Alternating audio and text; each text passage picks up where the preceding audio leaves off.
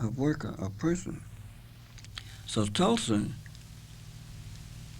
had taken the opposite stand, and they had welcomed the workers to Tulsa and had built homes for them and accommodations for the workers and everything.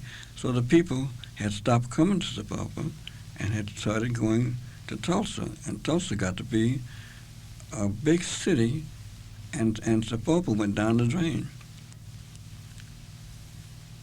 So as I said, there had been a bad situation in Tulsa because of this influx of these people and everything. And they had a very bad race riot there in 21, if I remember right. Well, Dad didn't want me in a situation like this, so he decided to send me to bypass all of this trouble. He sent me to St. Louis. Now, St. Louis had one of the finest high schools in the area, and it was called Sumner High School. And I lived with a bishop of the CME Church called Bishop Cleaves and his family on Enright Avenue. In order to go to school, I had to have a locality in the neighborhood or in the city proper. So I got into Sumner High School, and I met a man by the name of Gerald Tyler. Now, Mr. Tyler was head of the music, the music department of Sumner High School, and he was a virtuoso pianist and a music arranger. He was just simply too much, and he led the school orchestra. So I contacted him and told him that I had been playing the C melody and doing some minor concert work and things with my private school, and if I'd like to do some of the same type of work in Sumner. So he made arrangements for me to play some of the solos and things in the, as we say, the assembly. That's where your school meets every morning before you go to a class and things like that. And I got quite a kick out of playing in the assembly because he used to always make small arrangements. Now, the orchestra comprised of about 18 pieces, and he would always make, as I said, small arrangements as background for whatever solo I was going to play. And I remember that one of the most beautiful solos that he picked out for me to play was "My Heart Is Thy Sweet Voice." Now, this was really a classical number, and I'm sure it hadn't been done much at all on the C melody saxophone because it was more or less a violin solo. And I memorized this in order to play at one of the assemblies.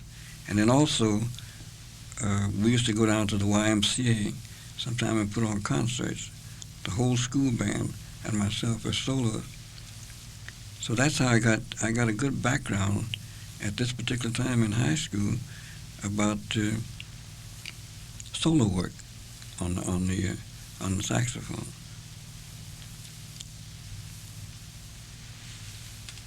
Did you know about jazz then, or anything like that? What was the the filtering down of the new styles of music, particularly the hot styles like the blues and maybe some? I got into this by going on the boat ride. You know, one of the biggest entertainment features in St. Louis at that time, as I guess it is now, during the summertime, the boats would come up from New Orleans and tie up at the dock in St. Louis on the Mississippi, and you would go on these rides at night. And well, at that particular time, they had bands like Charlie Crett, Freight Marabouts, and Dewey Jackson, on the boats, and the youngsters from high school. This was just about all the pleasure that we had during the summertime. Was to go up and down the Mississippi at night. You would leave like 8 o'clock, pull out at 8 o'clock, and come back before 12.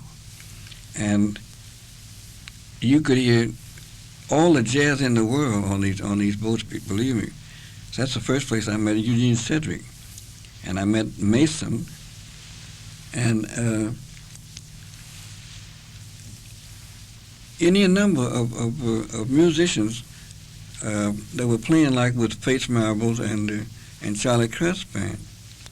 And then there was a club called the Chauffeur's Garden Club, and the main band there was Dewey Jackson's band. Dewey was a tremendous trumpet player, and it seemed that at this particular time, St. Louis was noted for trumpeters like Charlie Crest, Dewey Jackson, Neil had a band called Neil Syncopators, and I later worked with him for a little while at a little hall on Hodiamont. And but the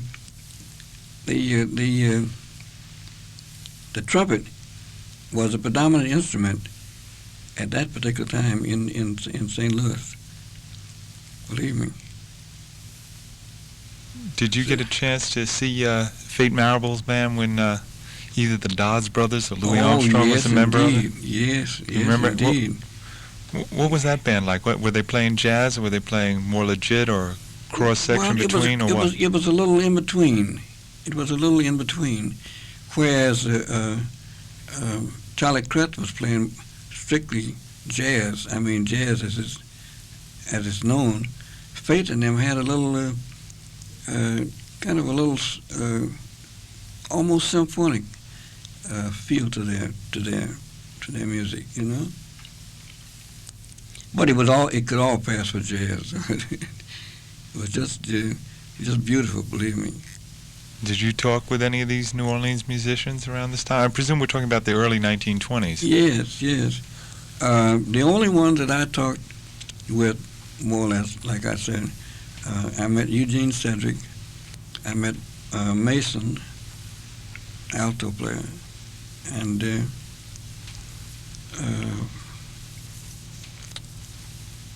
I can't think now who else, but you know, because I tell you why. On the boats, when the youngsters used to get to go, the boat was usually so packed that even at intermission, you couldn't even get to the bandstand hardly to see the musicians one way or the other. The boats were just packed capacity, you know. And like I said, because it was about the only thing we had to do on the weekend at nights was to go to the boat and go down the river, you know. But I remember St. Louis as a very, very happy part of my life. And also at that particular time, I met Marge. That's the first time I met Marge Crest, Charlie's sister, who later married Zooty Singleton. Right. Yeah. And I also met Leonard Davis, the trumpet player, Ham Davis. I knew him very well then. Yes, and in case people didn't catch that, he said he knew the clarinetist Eugene Cedric, and by that he means the same honey bear who was known as Gene Cedric with Fats Waller. That's right. Years later. Yeah. We're talking with George James, alto saxophonist who actually has a background in violin and C melodies, we just found out. Anyway, the great saxophonist of so many of the fine orchestras, including Fats Waller's band, I didn't mention that at all, and many years with Louis Armstrong, and a musician whose first-hand brushes with jazz was the authentic article Up the River from New Orleans, and also the rather undersung jazz scene of the early 20s that was a part of St. Louis. There was blues singers in St. Louis, and there was, of course, the Charlie Crest Band recorded, and there there was a lot of activity in St. Louis. It's one of the outposts of jazz while it was on its way to Chicago that has not been noted as well as it should have been in jazz annals, and not very well known to even strong jazz followers. You're catching Jazz Alternatives right here on WKCR-FM in New York at 89.9 on the FM band. Phil Schaap with you. George James is my guest. During this month of June, I'm doing a series of programs where we're having in-depth interviews with some of the names of jazz with lengthy and important tales to tell. This is the third show of what will be 9, and George James is my guest this Saturday evening to tell us, and very interestingly so, about his career in jazz.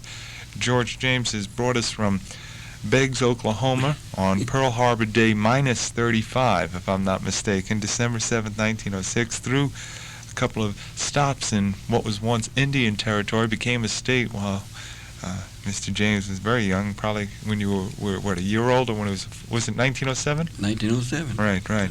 And also going on to where he finished his high schooling, Sumner High School in St. Louis, and also where I presume your musical career continued.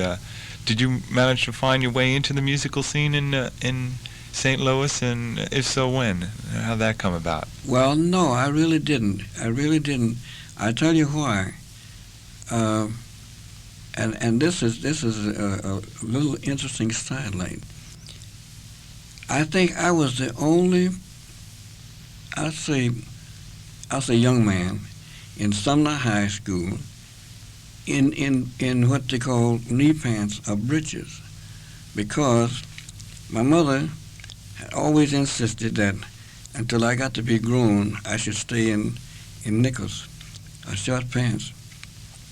So in order to, when I started getting gigs in St. Louis, in order to make these gigs, I couldn't make the gigs with short pants on. So I had a friend of mine who worked at Foro College, Charles Wilson. He was a pastry man over there, and he was about my same size. And I made a deal with him that when he bought his suit, that he would sell me the second pair of pants, because two-pants suits were all to go at that particular time.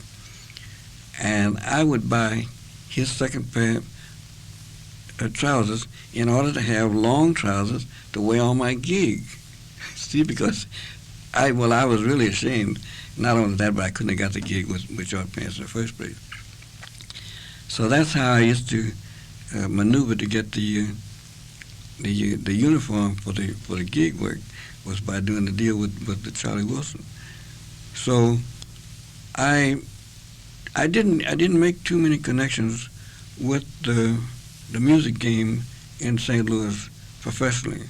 It wasn't until I got to Chicago that I really branched out in the music profession, and that was because in Chicago at that particular time there were so many jobs, and one of the most popular instruments was the saxophone and clarinet. Believe me, everybody wanted a saxophone in the orchestra or a clarinet, and I had no trouble in getting jobs. And on top of that, the president of the union in St. Louis was Jimmy Harris. Jimmy Harris was the brother to Leroy Harris, who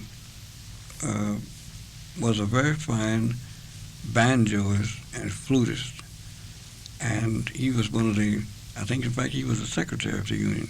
And he wrote a very strong recommendation to the president of the Chicago local in my behalf when I left St. Louis, which put me in very good stead with the union in Chicago, for which I was very appreciative. So I came in, and right away I met a man by the name of Doc Watson in Chicago. Doc played piano, and Doc was, like we would say, the gig king of Chicago. When everybody else was looking for gigs, Doc had a gig somewhere. So he hired me on to play saxophone. By now I had changed from C melody to E flat alto.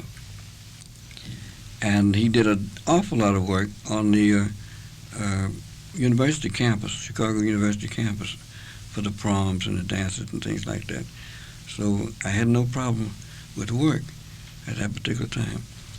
And seemingly from out of nowhere, Doc got sick, and they found that he had some lung trouble and he had to go to Denver.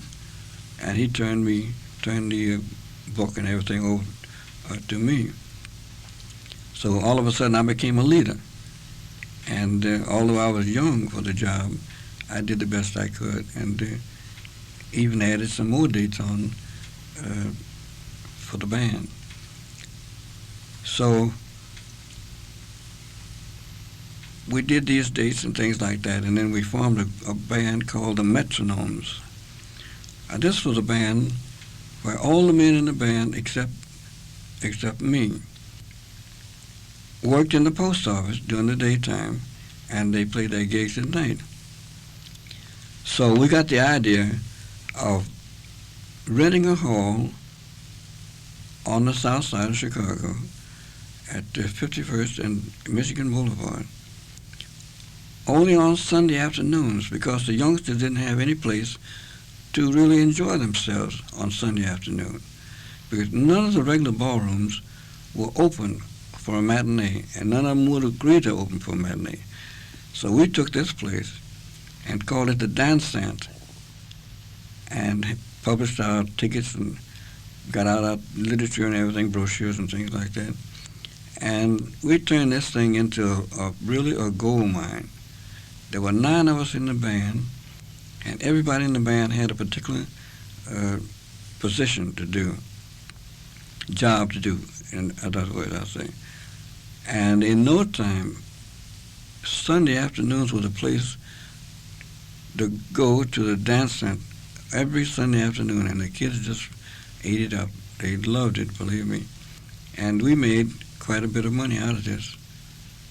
But then, as usual, these things have a way of splitting themselves up, and which it did. It split itself up one way or the other. Then I started playing gigs again back on the campus, Chicago University campus, and then there was a club in Chicago called the Appomattox Club, down on it's called South Parkway now, but at that time it was called Grand Boulevard. And this was a very ritzy, fabulous little club, membership only, and they had a Saturday dance, say from 5 to 9. And as I said, it was membership only. And I got in with these people, and I got some good work out of this club also. And this club only called for 3 pieces, so I kept my piano and piano, drum, and used my alto on this. So that came along nicely. But as I said, in Chicago at this time, there was so much work until it was just unbelievable, the work that you could get and the musicians you could meet.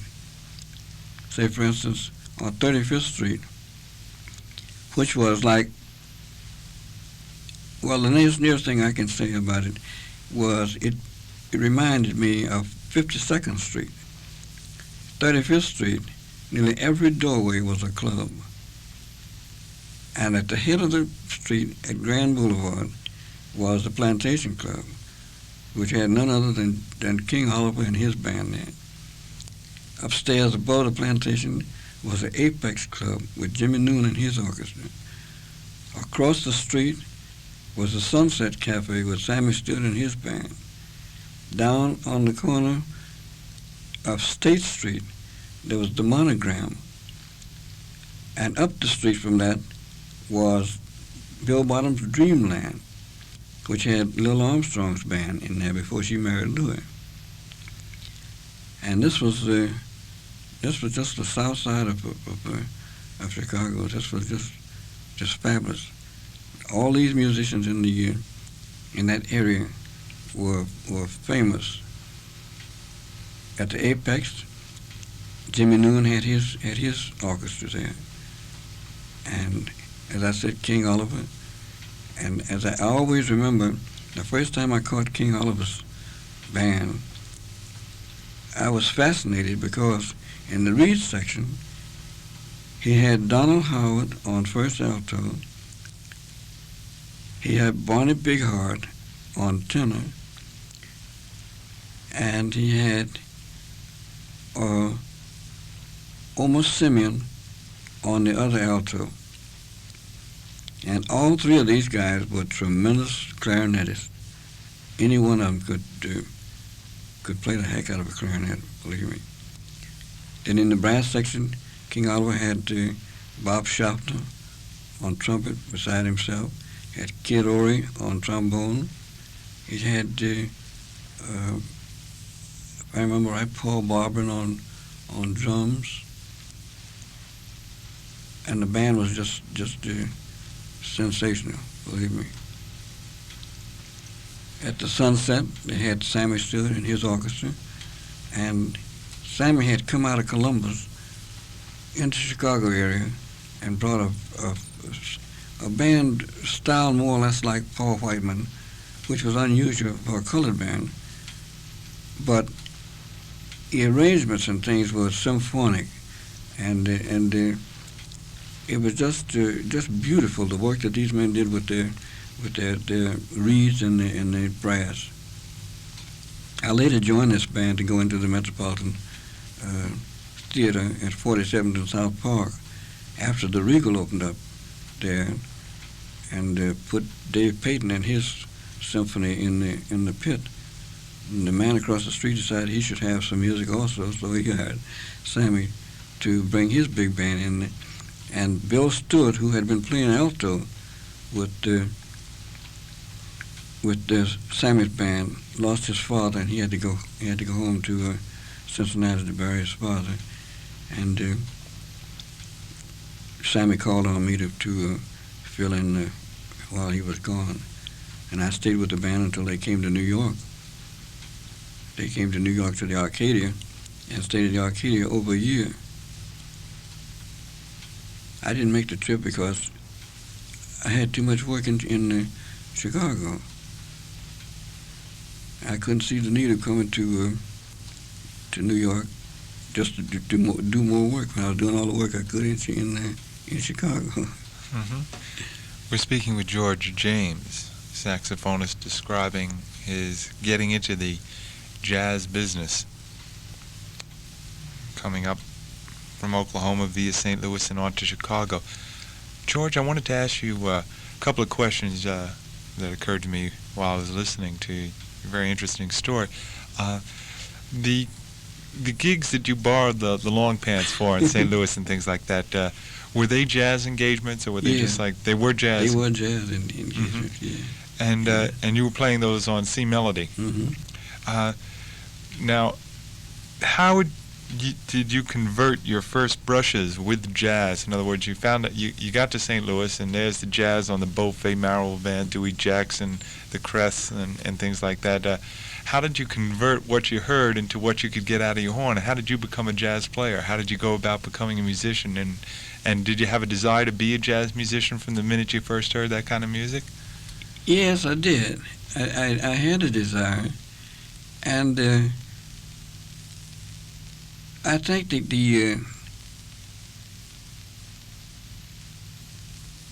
the thing that moved me mostly about the jazz was when I used to go to Chauffeur's Garden, and they played numbers like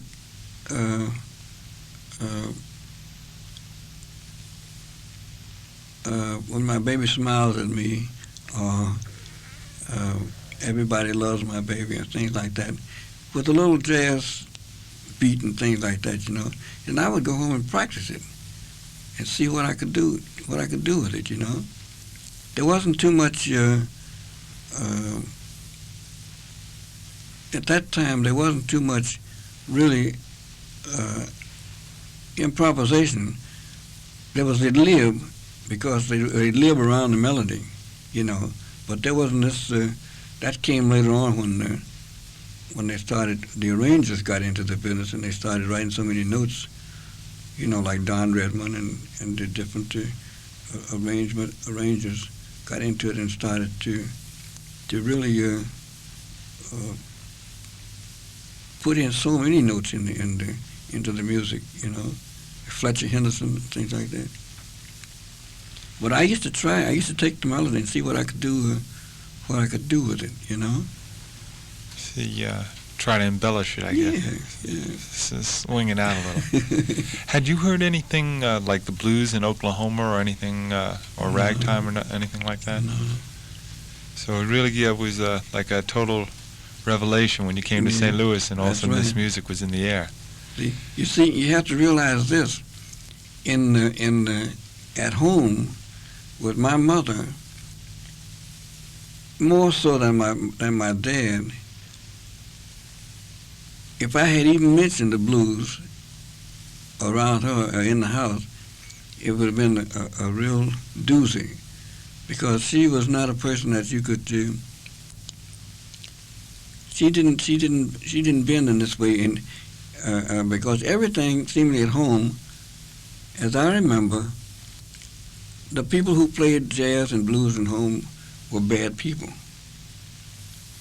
In my hometown, the honky-tonk spots on Front Street, the people that played there and things like that, they might have been ever so good and things like that, but in the community they had a bad name, you see. And it wasn't until I got away from further than that and on into Chicago that I could get into this, listen to the blues or playing the blues or playing the music did exist in Oklahoma. It's just that you weren't allowed to associate it. In the say like for the clubs. Right. The clubs, right. But you see, everybody connected with the clubs was labeled as a undesirable, more or less. I got you. Okay, the next question I wanted to ask you is, why did you make the switch from C melody to alto saxophone? Well, I'll tell you why. The C melody is written in the same keys as the piano. And they're all difficult keys. In other words, 3 and 4 flats or 3 and 4 sharps is nothing for piano or C melody. But with an E flat alto, you have a third difference, and you can control it better. You can play more comfortable on the alto with the difference in the keys, you know. And not only that, but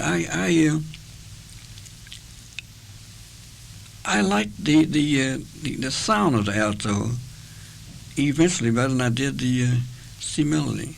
The C melody was not a tenor. It didn't have the body of the tenor, but neither did it have the pitch of the alto.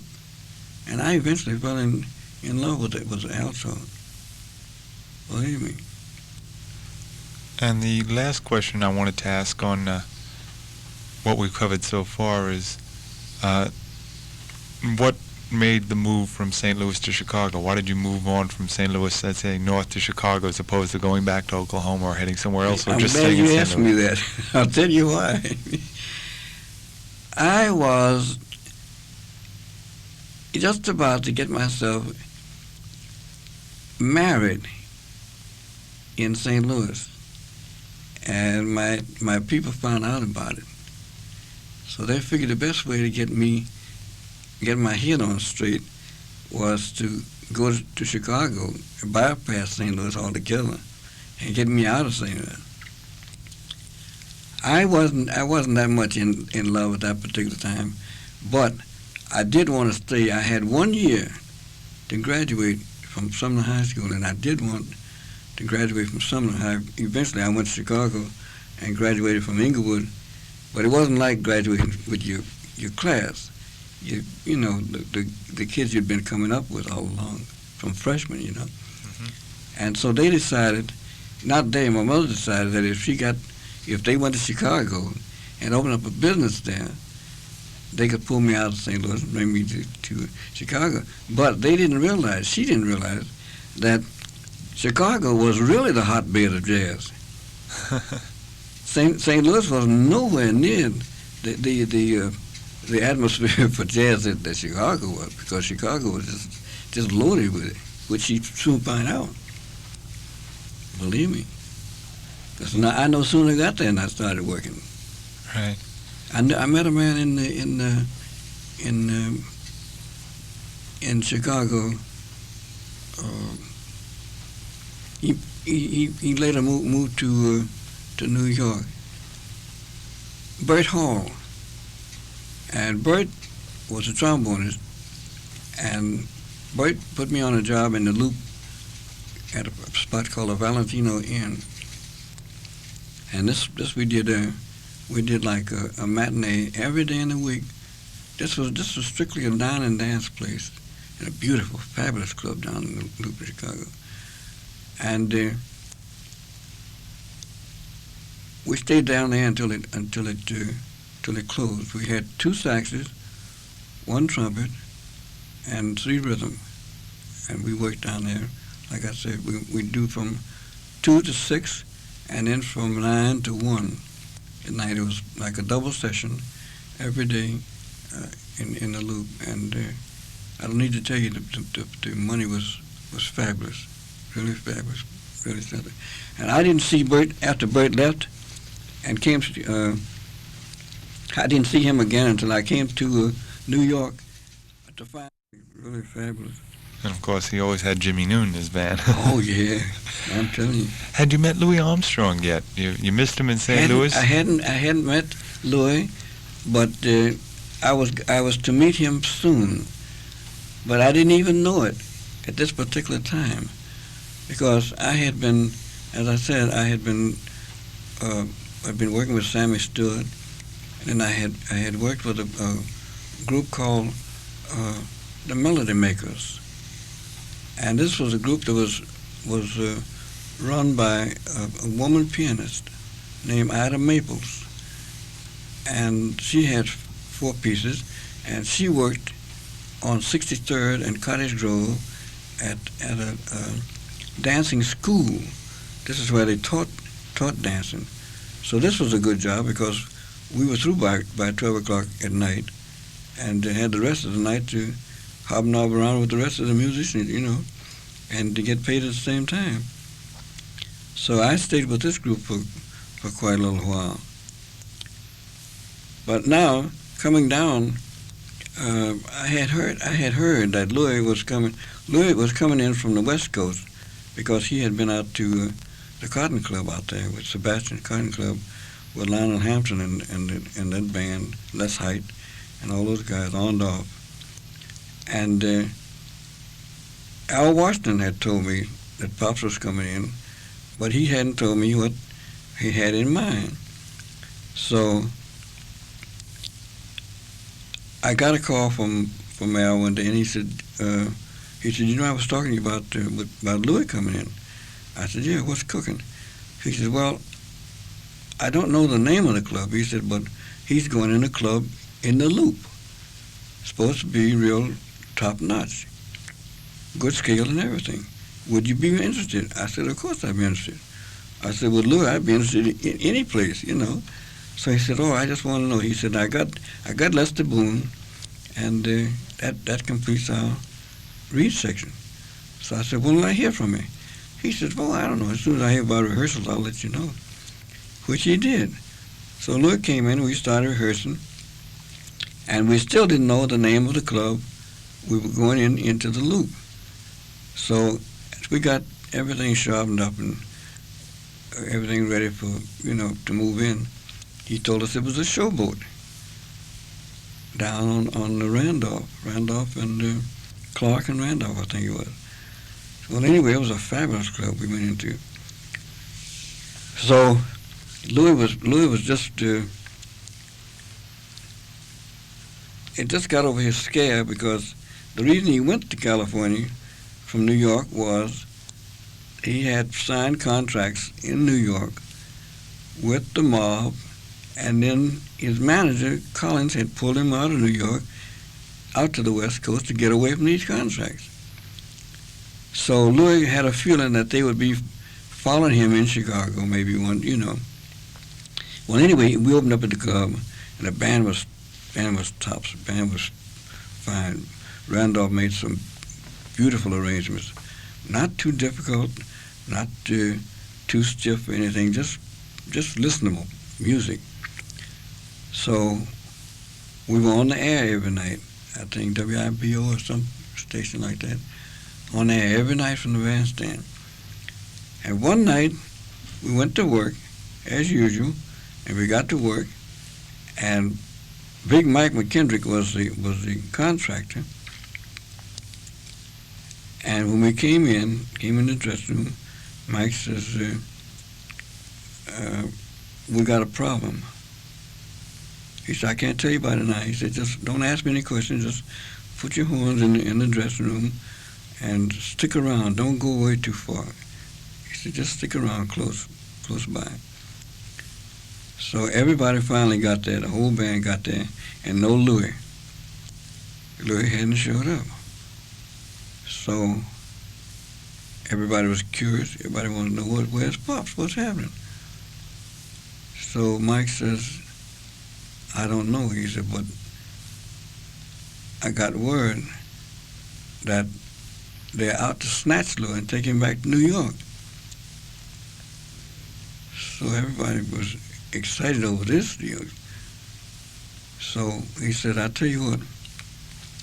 He said, I haven't even been able to get Pop Collins. Now, Pop was the manager. I haven't been able to reach Pops today, so I don't really know what's happening. So pretty soon,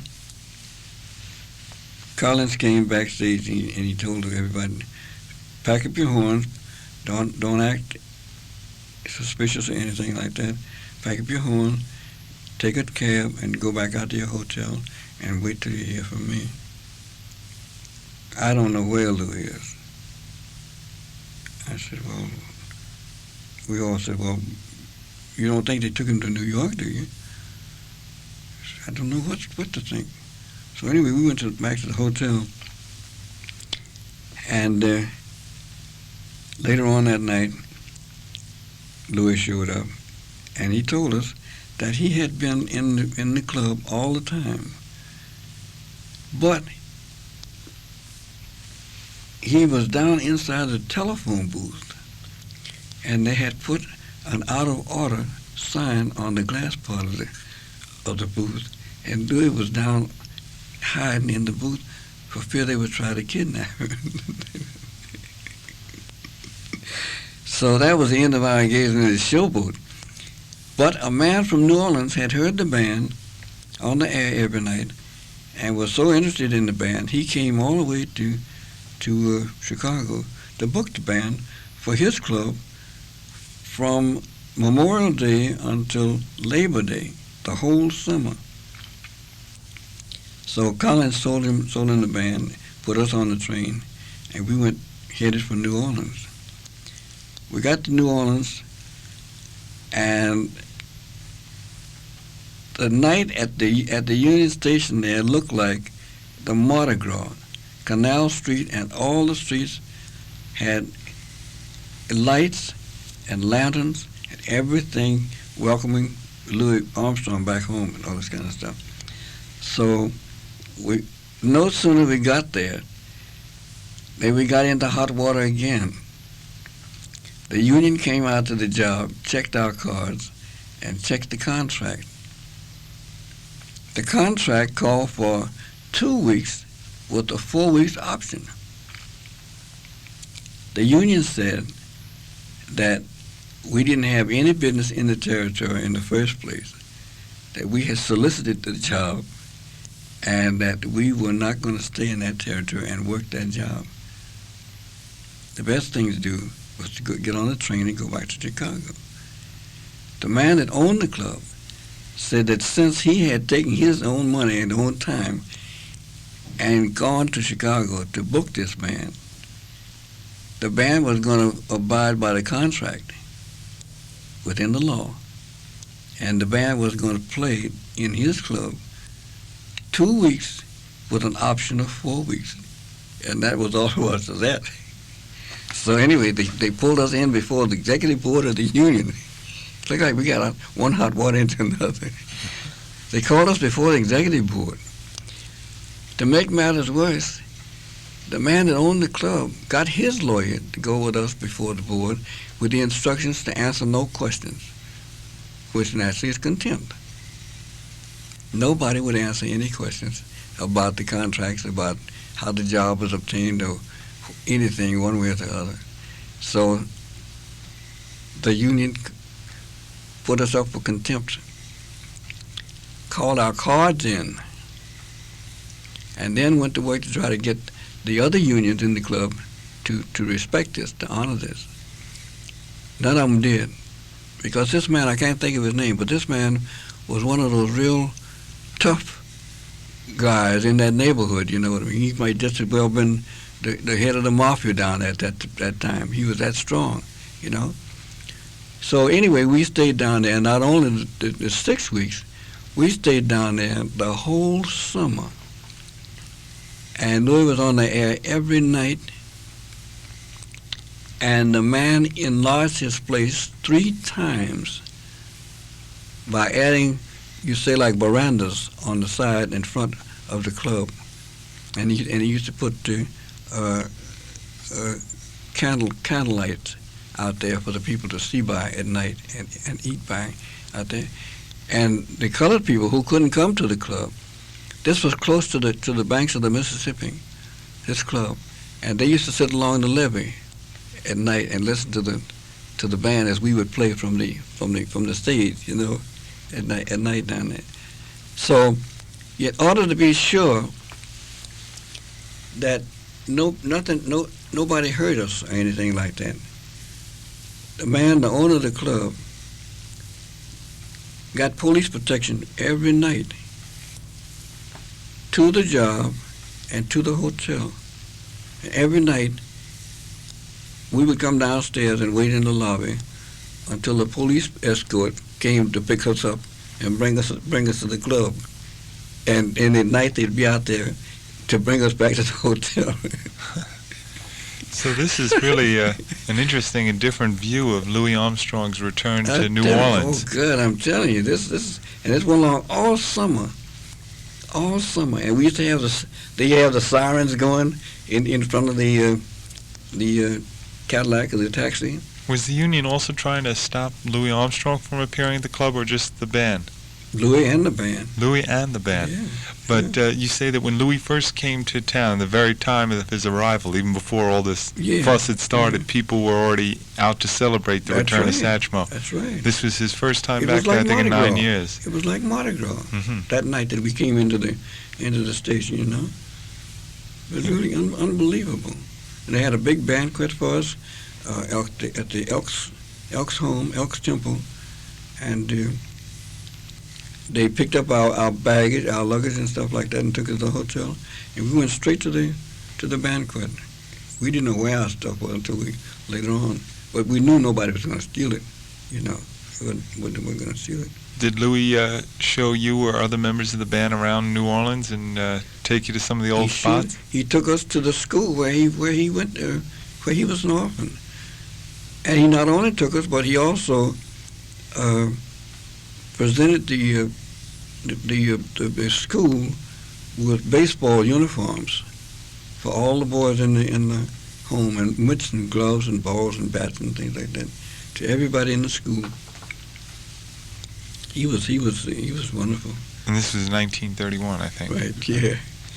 But did he also introduce you to some of the old New Orleans musicians? Oh, yes, indeed. Who did you meet on this trip? Do you remember anybody? If I remember right, I think the one person that stood out in my mind was Celestine, Papa Celestine, if I remember right. Uh-huh. But they had they had a ballroom there on, I think it was Rampart and Perdita, I believe, upstairs.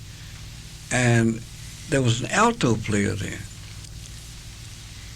that had learned every record that Louis ever made and could play it note by note.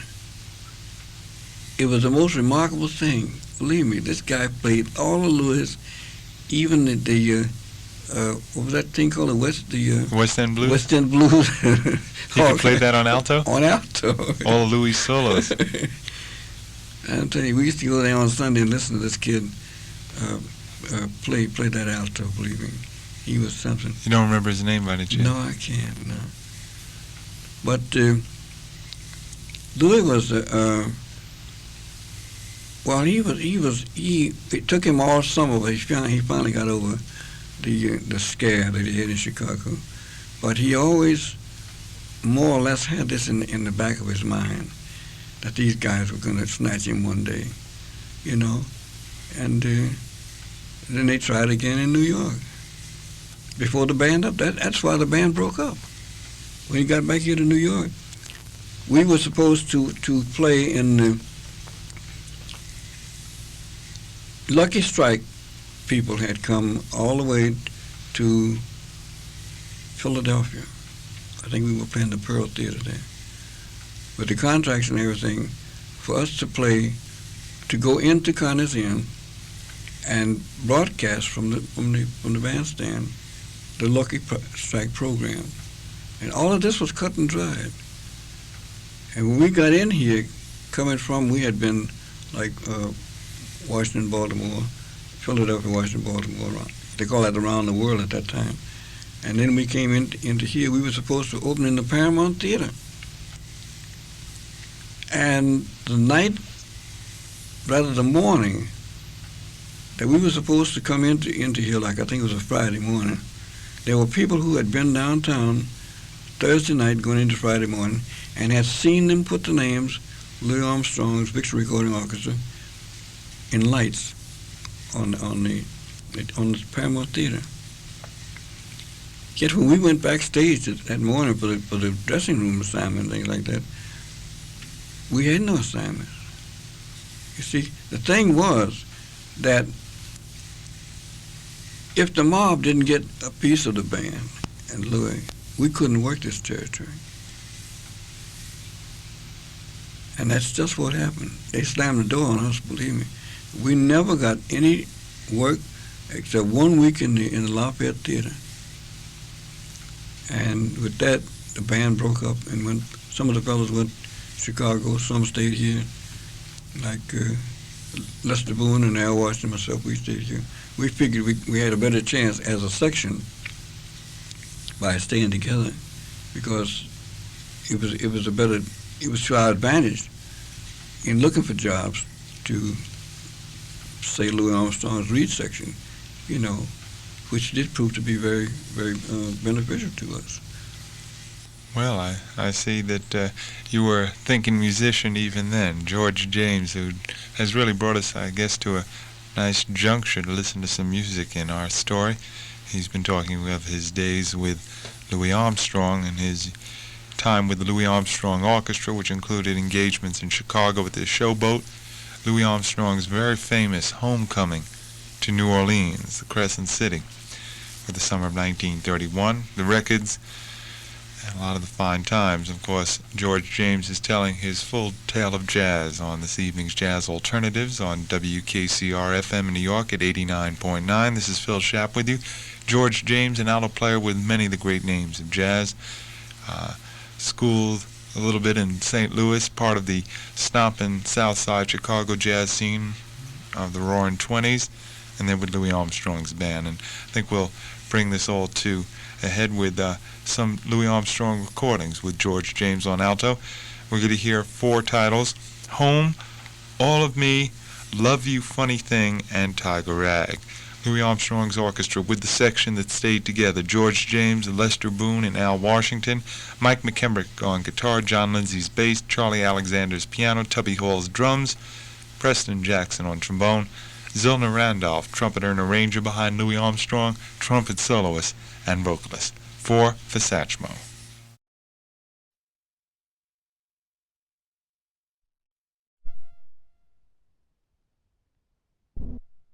I think it's Albert Ammons. I never have seen it. I never have seen it.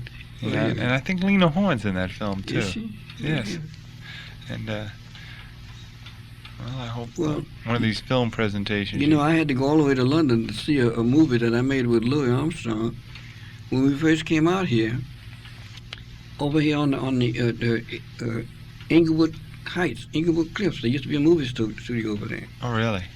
And we did a movie where Louis is supposed to be Gabriel, and all the bands got this gossamer wings and stuff on, a whole lot of stuff.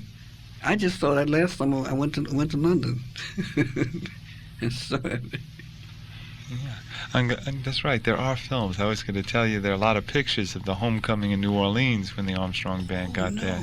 Yeah, in books. Those are some of the earliest pictures I've ever seen of you. You know, and Lester Boone and things. Who's got them? Where do you get the? Well, they're in a lot of books. Matter of fact, I'm sure Dr. Vollmer has more of them than I do. Yeah. What are we doing? Yeah, some of the biographies of Louis Armstrong, some of the jazz photo books and things like that. We're listening to George James. Remember his career on Tales of Jazz, Part 3 on this evening's Jazz Alternatives. This is radio station WKCR-FM in New York at 89.9 on the dial. And my name is Phil Schaap. And George James has really been telling us quite a tale. The big band years were what we just covered, and he worked with Claude Hopkins, Fess Williams, Benny Carter's big band, and then on to the Cafe Society, Barney Josephson's opening ventures, and of course he's still going strong down at the Cookery with Alberta Hunter and things. You were there with that small band with Teddy Wilson through all the early war years, I think, right? Yeah. And you concentrated on baritone saxophone with that group, or doubled? I doubled that time, yeah. With the alto. Do you consider the alto your main instrument? Yeah. And you have pretty much throughout your career. Mm-hmm. One thing I wanted to ask you, and I don't know why I missed it when we were talking about it, back in your Chicago days, I'm speaking before you went with Louis, you know, there are a lot of records that list you, and always with a question mark. Do you remember any particular record dates you made in the 20s when your first record session or anything like that? Aside from Jabbo Smith and Jimmy Noon, I don't remember. Doctors asked me 1,000 times about this, you know, possible who's this, right. things like that, you know, because I don't know at that particular. I did some things with Junie Cobb. In his ears of corn or something like that. He had a funny name, thing like that. But I didn't do too much recording around at that particular time. Grains of corn. How about Jabbo Smith? How did you get him with Cladis? He came by the club one night on the 35th Street and asked me if I could make a record with him tomorrow, like tomorrow, you know. I said, sure, you know. And that's how it happened. And that those records turned out to be some of the best. Those were the first I ever made, and they turned out to be some of the best. Believe me. You remember the Jabbo Smith date then being your first record session? Right, yeah. Was that the one where they did the Lena Blues? Or one of the other days? He did Tanguay Blues. Tanguay Blues and Boston Scuffle. And these were recordings. Were these his Rhythm Aces days? Or were these the recordings he did? You know, he made some records. I guess it's kind of hard to remember back over all those years, but he made some records under the name Lloyd Smith as opposed to Jabbo. No, I didn't know that. Yeah, but you're on some of the regular Jabbo Smith Rhythm Aces sides. Yeah. Yeah, the Tanguay Blues and right, Boston Scuffle, Boston Shuffle. Mm-hmm. Yeah, and I do have your list. Maybe I'll play you some of these before the show is over. How'd you like to hear your first record date with Teddy Wilson? I like that. This is from December 9th, 1940.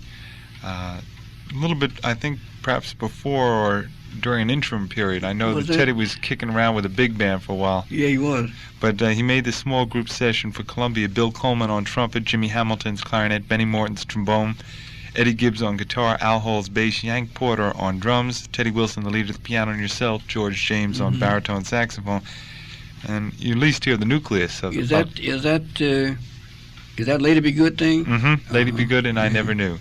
Yeah. Here we'll have two sides, featuring George James with Teddy Wilson's band.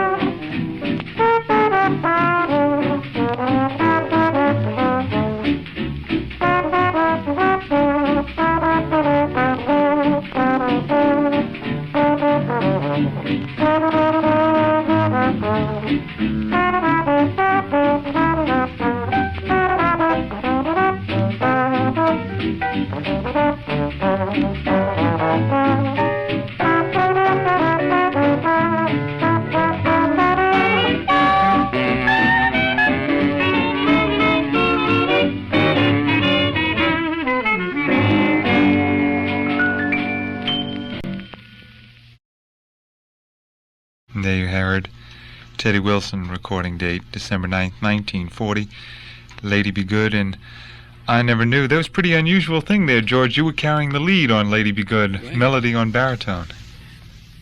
You remember making those records? You want to tell us about the music we just heard? Yeah, I remember them all right. Yeah. Well, you know, I think one person who was very influential with me so far as the baritone was concerned was Harry Carney with Duke. I used to always idolize his work on baritone, believe me. That actually brings up the interesting topic of influences. Do you have any other influences on your other instruments, on alto or on clarinet? Oh, yes. Yeah. On alto, especially Benny Carter and Johnny Hodges, two of my big favorites, believe me, always have been. First time I ever saw Johnny Hodges, I was in high school in Chicago, and Duke brought his band to the Oriental Theater there in the Loop. And I caught the first show, the opening show, the first thing they did, the first morning they were there. And I caught Johnny. And Johnny at that time was playing a lot of soprano. And I think I must have caught about 2 or 3 shows that day before I finally got hungry and went home. I thought that was the greatest band I'd ever seen in my life. Really so much. And on clarinet, do you have any favorites on clarinet? Yeah. Well, yeah, on clarinet I always more or less favored Buster Bailey. I used to always idolize Buster on clarinet. Yeah. But you know, at this time in Chicago, just like I mentioned before, that seemingly trumpets were the standout instruments in St. Louis. In Chicago, the clarinetist was a feature in Chicago bands. And there was a man in Chicago by the name of Clifford King. And Clifford was a technician. I think he could play more notes than anybody I ever heard in my life on clarinet. He was like Bostic on alto. But Clifford was really something. And then, of course, there was Buster was around at that time in Chicago, too. Buster Bailey. Jimmy played a lot of clarinet, but he played a more mellow type of a clarinet, a soulful type of an instrument, you know. But clarinets were something else in Chicago at that particular time. And there was just any number of outstanding clarinet soloists with the different bands at that time, you know. You made some records in a big band setting with Fats Waller as the 1940s began. Did you ever play regularly with him, or was that just a record date? With Fats, we made something called Jitterbug Waltz for one side, and I forget the other side.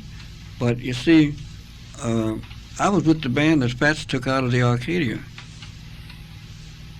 When Fats got to be very big on the jukeboxes and records, they couldn't send him out with his little band that he'd been recording with, so they had to get a bigger band, and they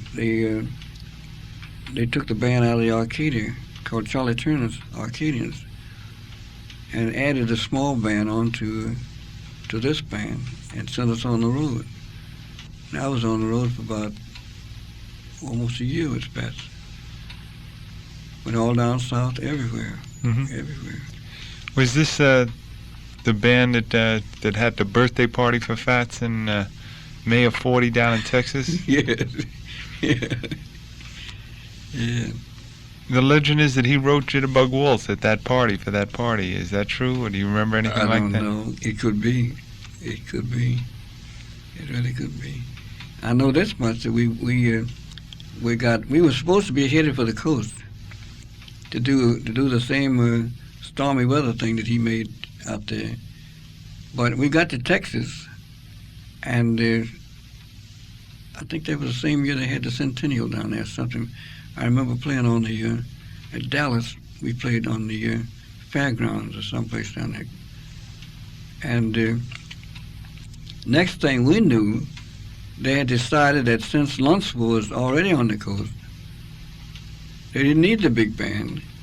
And they just took Fats and his valet and a couple of other people, and they went out to the coast. And we had a deadhead all the way back from Texas to New York. I never forget that. We deadheaded all the way from Texas to New York with no dates. And at that time, if you didn't play, you didn't get paid. So it was just one miserable trip we had. You say that Fats was going out to make Stormy Weather on the coast, so this must have been actually not the band in 40, but his last... Before that, Actually, well, no, Stormy Weather, that would be put it around 43 or so, because that's when that film came out. And isn't that when, did Fats die when he came back on the coast? I know he died. From making that picture, I think, yeah. Well, I don't know, something he went out there to make, and they decided they didn't need the big band, and they used the local band, I guess, out there, you know. Or maybe this was much earlier. Was it the movie Burlesque? Not Burlesque. Yeah, it might have been. He made another film, I know. He was out there featured in a number where he did I Got My Fingers Crossed and stuff like that. That would have been earlier. This was like what, 37? Yeah, that would be the mid-30s, that film. 37. Stormy Weather's 43. Yeah. We're talking with George James on tonight's Jazz Alternatives right here on WKCR-FM in New York at 89.9. This is Phil Schaap with you, and George James is giving us his tale of jazz. He's the third guest we've had in this series, which will continue throughout June. And I'd like to return now to George James, bring you into the 40s. After the Cafe Society thing was over and your days with Teddy Wilson, there's a lot of years between that and Clyde Bernhardt's Harlem Blues and Jazz Band. Right. What were some of the things you were doing then? Well, after Teddy's band broke up, I formed a band of my own and went into a place called Ernie's Three-Ring Circus on the east side of the village, third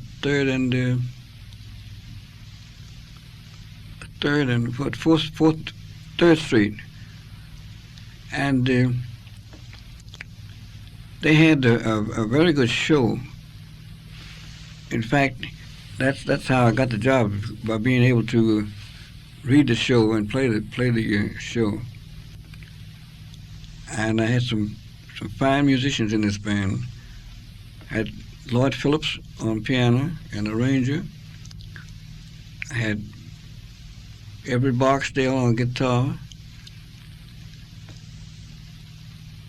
I had Bobby Johnson on trumpet. I had Arthur Herbert on drums, and Bass Turner on bass violin. And we stayed on this job almost a year.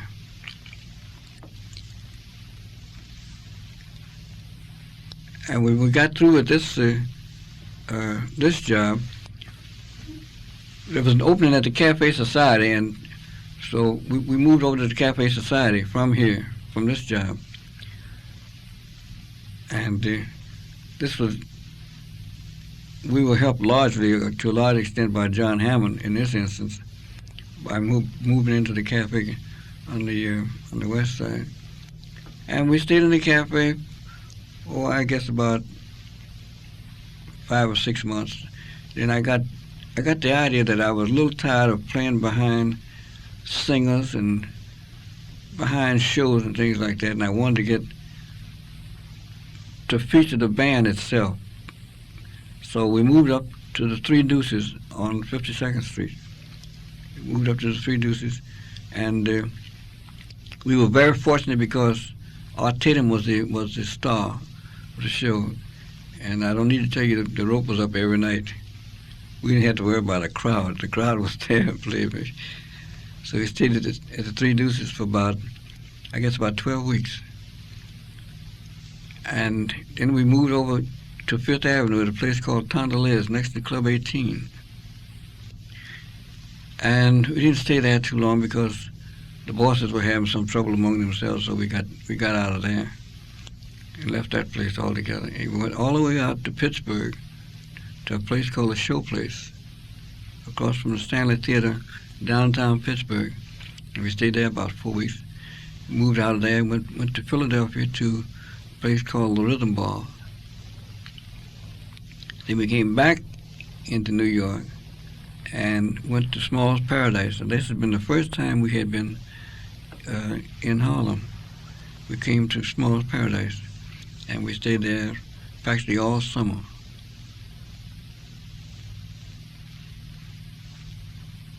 This was like in This was like in 40, before VJ, around 44, going into 45. So I had had so much trouble trying to keep good musicians in the band that I got a call from Claude to come with him into the Zanzibar because he was the house band there. And this would take some of the headaches off me and get me off under this pressure for a while. So I went with him in the Zanzibar. And we stayed there in the Zanzibar, I guess, better part of a year, until I found out that Noble Sissel was going back in the Horseshoe. And it was better to do 2 shows a night than 3 shows a night. And the money was better too. So I went in the Horseshoe with Noble, they call him Fist, with Noble Sissel. And I stayed there until it closed, which was like in January, I think, somewhere around January. They had some union trouble or something, and they closed it down. And then I moved out on Queens. I moved out in Queens, and I came out to the Queens Terrace out here in Woodside, Queens. I stayed there for a while. But you see, by this time, jobs were getting scarcer and scarcer. The war was over. The loose money was not around anymore. The uniforms had gone home, and things were tightening up. And not only that, but I think about this time we were getting ready to tear down 52nd Street or something. So I had a chance to go on the road, but I decided that I was fed up with the road. I didn't want any more of the road because it's no good. You're on the road, your family's here, you got expenses out there, you got expenses here. It's no life, one way or the other. So I considered a day job, and I looked around and I found one, and I went to work for the Anaconda Copper Company, 25 Broadway. And bit by bit, I got out of music for almost 12 years. And there was an article in the Times about this. John Wilson wrote this up about me, my return to jazz after, I think he said 15 years, something like that. Really a nice article he wrote about my return, you know. But I'd make gigs once in a while, but I just wasn't, I just got out of it. And then the Clyde Bernhardt Harlem Blues and Jazz Band came along. That came along, right, and Dr. Volmer. And I had had many opportunities to go abroad, but I had never accepted any of them. So it sounded like just what I was looking for. What I wanted to do was to go to Europe and see what was happening over there, you know.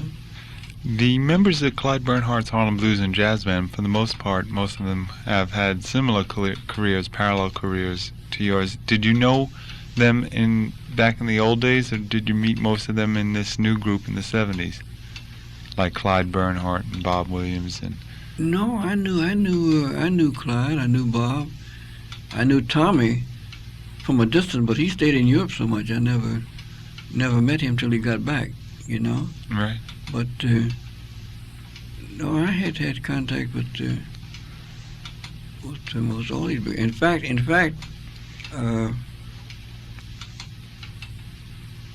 Bob had reminded me. I think Bob was working with Fess in the Savoy when I was in the band with him. Really? He showed me a picture or something about he's been in the band with him. Yeah.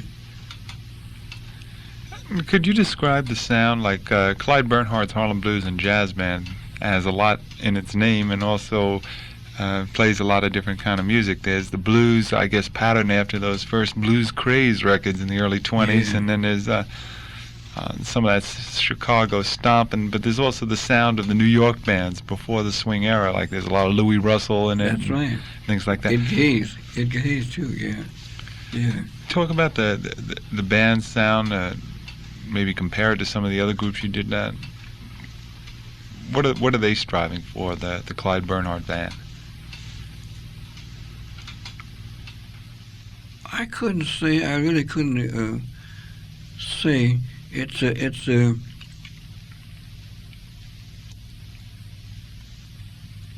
we proved in this last European tour that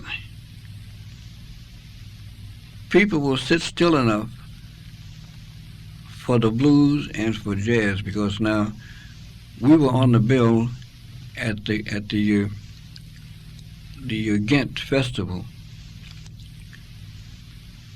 with one of the finest modern groups anywhere today, and the whole band seemed to have been patterned like after Dizzy Gillespie. And yet, they enjoyed hearing the blues. They enjoyed, in fact, I can truthfully say this. I was astounded myself, as well as everybody else in the concert was astounded by the reception they gave me when I played Misty.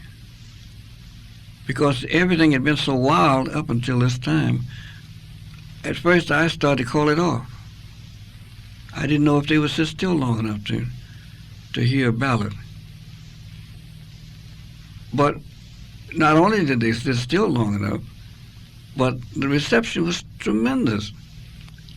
So much so that they stopped the show, and I had to play again. I started to play something else, and they hollered so for Misty, I had to play Misty over again. I never heard of playing an encore again with the same number. But they wouldn't hear of anything else. They wanted to hear Misty. Which shows that they not only like a lot of notes, or whatever you want to say, but they also like a melody. Mm-hmm. That band that was playing before you, would you say that was like a bebop band? You mentioned Dizzy Gillespie, or was it like even more? It was like Dizzy. It was a bebop. Because the trumpet patterned his style almost note for note like Dizzy. Almost too much so.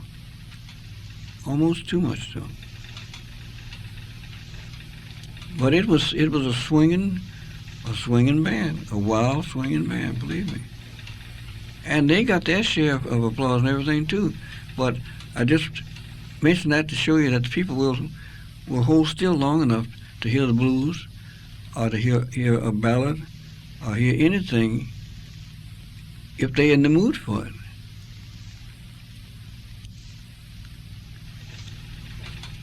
We've been speaking with George James, saxophonist, reed man in general, for over a half century in all the various locales of jazz. He didn't exactly get to New Orleans at the start, but he heard the New Orleans music on the riverboats in St. Louis in the early 20s.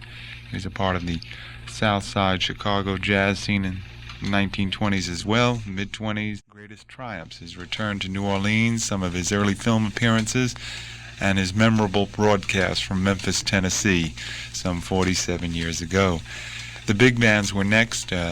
George James was a part of the Savoy ballroom scene in New York City big band jazz in general, with the Savoy Bearcats, Claude Hopkins, Fess Williams, Benny Carter, and then went on to the new club scene that jazz was definitely growing with in the early 40s, playing at the Cafe Society with Teddy Wilson's band. Actually made a film appearance with that unit also in the film Boogie Woogie Dream.